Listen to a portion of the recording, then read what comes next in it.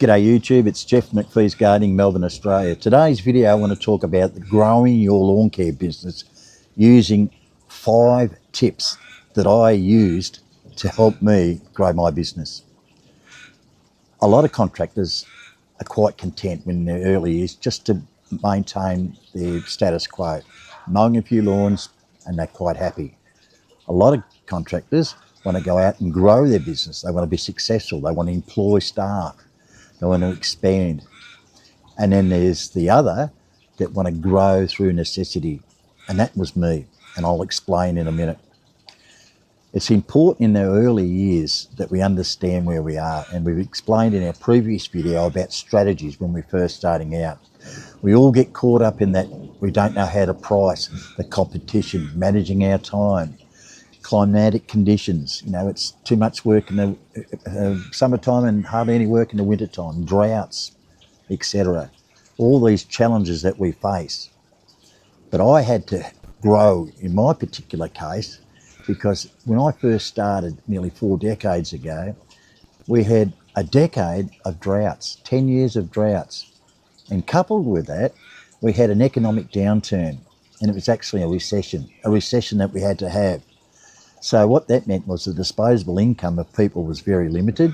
So trying to find work was difficult. And because we had a drought, there wasn't a lot of grass to cut. So at that stage, I had to do something about diversifying and to put some strategies in place so that I would survive. Because if I didn't, well, I wouldn't be here doing these YouTube videos now about lawn care and gardening. As with most successful business, you need to stand out from the crowd. You've got to develop a niche. You've got to develop something that's going to suit you, that you're good at, and you like doing it. You know, there's people that have had niches in weeding gardens only. I'm not a big fan of weeding, and I'm sure most of you aren't either. But some people are, and some people make a very good living out of just weeding because they're happy with that, and they found a perfect niche. So let's look at the 5 tips, 5 strategies that I used to help grow my business. Now, the first strategy was to identify a market, target an area that was going to be beneficial, target a niche that was going to suit me and was going to help my business grow. I found these niches in small quantities. In other words, I didn't want to go out and do everything. I didn't want to do a jack of all trades and success of none. So I wanted to narrow it down on the things that I like doing, things that I believe I was good at, and the things that were going to help our business grow. And one of these was commercial properties. Now, a lot of people, when they first start out, a little bit shy of commercial properties. They think they're slow paying. They think they're too big, perhaps, it's too much of a challenge. And I went through this. When I looked at the commercial, I thought, gee, I haven't really done this before. It's big properties. Am I going to get paid? Do I have to wait a long time? And what's the competition like? Well, in commercial, yes, it is fierce. It is difficult. But when you get a commercial property, you virtually got it for life, providing that you're providing outstanding service and your price right. Very rarely will you lose a commercial property. I started achieving some really good contracts. I had some hotels that I got, some schools, all through targeting, and we'll discuss that soon. The thing about commercial is that laying the terms and conditions down clearly, payment wasn't a problem. Most of my commercials are paid within days, maximum is 7 days. Detailing exactly your strict terms of payment is very important. And with commercials, you don't really see anybody. And I had a video about commercial versus residential. Both have got their positives. So that was the big thing there. The second thing I had to do, because I wasn't going to fill up my whole book with commercials because A, they were too difficult to get, and B, if I put all my eggs in one basket, well, I wouldn't have a business. So what my philosophy was and what I did is I split the difference between my commercial and my residential. So in residential, I offered packages. Rather than just mow lawns, I offered packages. So there was another niche. Not many people in my area were just doing that. all they wanted to do was mow lawns. No one wanted to do hedging. No one wanted to weed gardens or do garden maintenance. So offering a package on a weekly, fortnightly, monthly basis increased the revenue of our business, and consequently we started growing. And the biggest thing was, because we diversified, it virtually drought-proofed our business. If it was conditions were that you couldn't really mow too much, commercials didn't matter. All they expected, they had a budget and you'd spend that money, whether you were mowing or you're doing other jobs. Residential, because you had gardening packages, you could do other things other than mowing, and that was so important at the time. Now, the second tip was to develop a marketing strategy, put an advertising program in so that I could attract those particular customers. Back in our day, we didn't have the internet as we do now. Today, there's so many possibilities with Facebook, with online presence, web pages, etc. We only had printed media back then.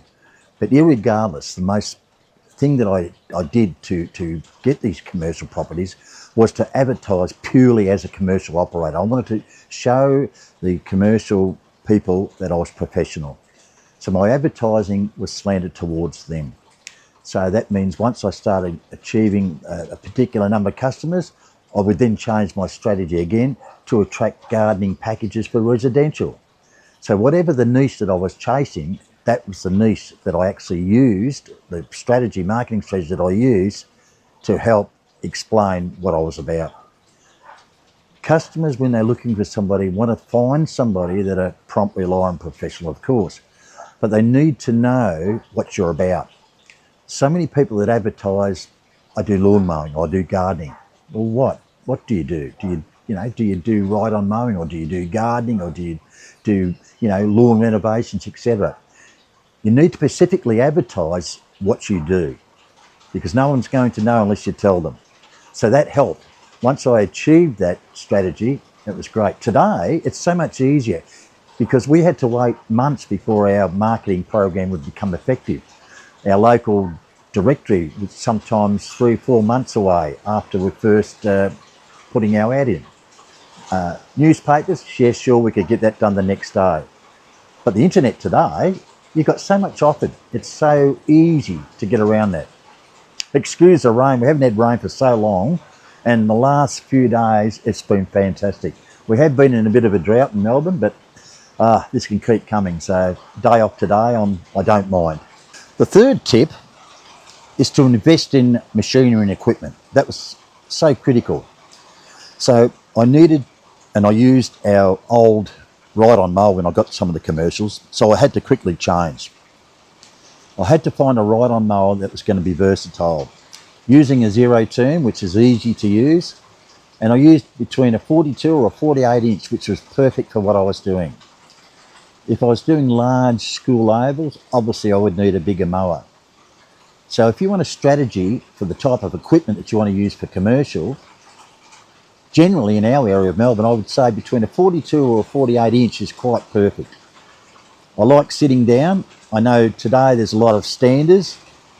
I'd rather sit down, but standers have got their advantage because you can hop on and off and pick rubbish up, etc., and squeeze through small areas and hilly areas. They've all got their advantages. But irregardless, when you devise your strategy for what niche you want to chase, you've got to invest in the equipment, the tools, the technology. It's so important to keep up with it. Keep up with modern technology is so critical, and that's my tip number 3. Tip number 4, this is a must, is network with other contractors. I can't emphasise how important that is. Today, there's so many opportunities available. Many contractors cannot do everything. So sometimes they're handing a lot of work off. So you're networking contractors, other contractors, knowing what they do, they know what you do. It's amazing how many jobs that you can swap around. For instance, when I first started, I was doing a lot of acreage work with my ride-on mowers. I was doing tabourets and schools. Other contractors I networked didn't really want to do that type of work. They were more interested in lawn renovations. So when they had opportunities come to them, they refer them on to me. And I mentioned in my previous video, it's so important to network and to know your fellow contractors. It's a godsend, and it really does make a big difference to your business. And it may be, and I did it a few times. I had some large schools that I teamed up with other contractors, and we actually took on, to do the work. So it's got many advantages. And finally, another critical one is providing exceptional service. Now, providing exceptional service has to be done carefully.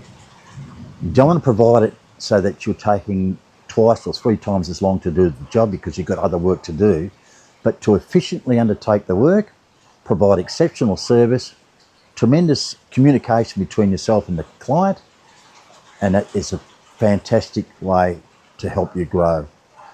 Communicating with your client really helps you growing, because in the commercial sense or residential, continually opening up the lines to your client allows for future work.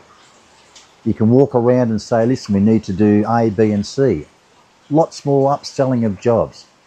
All the time with your existing clients, upselling is so important. And by providing that exceptional service, it's going to make a big difference to your growth of your business. So in summary, they were the 5 tips that really helped me along. Now, some people want to put staff on. I never went that way, but that you can grow as a sole operator. You can grow obviously with staff. But the thing is, know the niche that you want to achieve, that you want to do, and like what you want to do. It's no good taking on a particular area of gardening or mowing that you don't really enjoy, because you're not going to succeed. You have to be passionate about every niche that you want to enter. You love the gardening and the hedging, the ride-on mowing, providing lawn renovations, all these areas that appeal to you. But don't try to do everything for everybody. A common saying that I always use: do the things, narrow it down, be good at those things, small things you do within your capabilities, and you will grow. I think it's important to grow. To stay stagnant, unless you've got a good backup. In my case, I didn't. I had to grow to survive.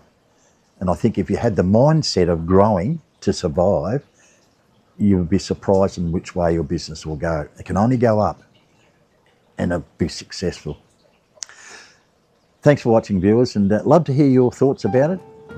What niches that you took on to help you grow.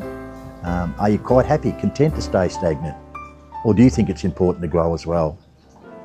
We'll see you in the next video. Thanks for watching. Bye.